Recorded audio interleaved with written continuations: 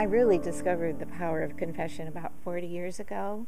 I had recently moved to North Carolina with my family, and somehow I got introduced to Agnes Sanford's book, and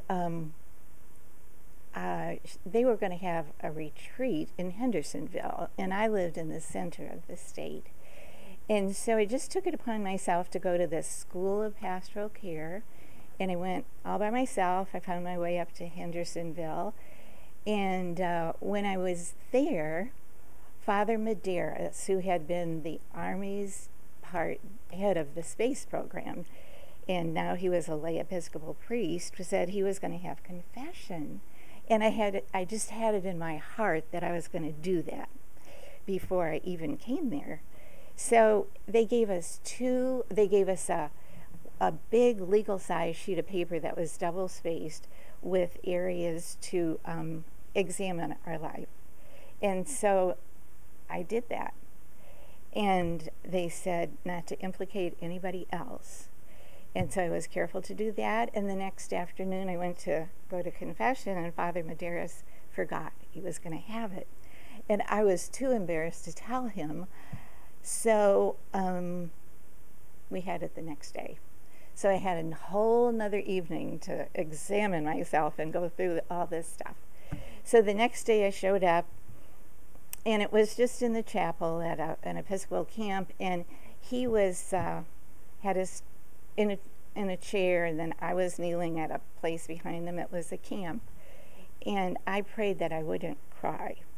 So I kind of went through this list a little bit flip, but I could tell at one point that he was really hearing from the Lord, because something wasn't really my fault. And so then after it was all over, he gave me a little something to read, and I got in my car, because I hadn't driven it for the majority of the week, and I wanted to go home. I just felt all this stuff just laid out. And so I made it through the evening, and then at night, in the middle of the night, I saw this bright light. And I saw these white folds, and it was like I was pushing my way through a birth canal. And while I was doing that, I was calling on the name of Jesus. So in the morning, when I came to, I felt like I had been washed with Fuller's soap. I felt so clean and so happy and so not guilty. So I go tripsing down to see Father Medeiros, and I told him my story. I was kind of excited. And he said, "The Lord will do for you whatever you need." So that was kind of the end of the conference, near the end.